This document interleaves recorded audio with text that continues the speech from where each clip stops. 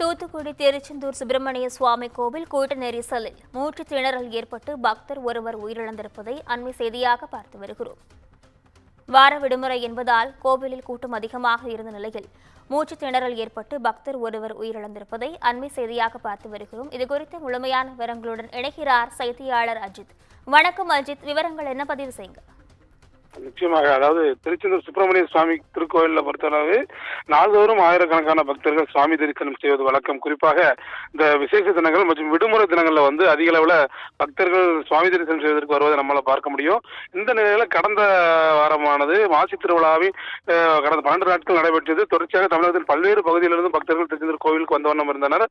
இந்த நிலையில இன்று வார விடுமுறை தினமான ஞாயிற்றுக்கிழமை, இதனால் அதிகாலை முதலே கோவிலில் அதிக அளவில் பக்தர்கள் குவிந்திருந்தார்கள். 100 ரூபாய் கட்டண தரிசனம் மற்றும் பொது தரிசனம் மட்டுமே கோவிலில் அமலில் உள்ளது.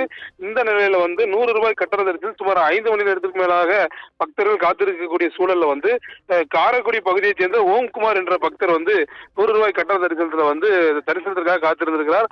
அப்போது அவர் அதிக அளவில் கூட்டம் இருந்தது. அவருக்கு மூச்சு திணறலானது ஏற்பட்டிருக்கிறது. இந்த நிலையில அவரை பக்தர்கள் மீட்டு அரசு மருத்துவமனைக்கு அனுப்பி வைத்துள்ளனர். அங்கு அவர் மூச்சு திணறி உயிரிழந்ததாக தெரிவிக்கப்பட்டிருக்கிறது. இந்த நிலையில திருச்செந்தூர்ல சுவாமி தரிசனத்திற்காக வந்த பக்தர் தரிசன வரிசையில் காத்திருந்து மூச்சு திணறலால் உயிரிழந்த சம்பவமானது திருச்செந்தூர் வட்டாரத்தில் பெரும் பரபரப்பை ஏற்படுத்தி வருகிறது.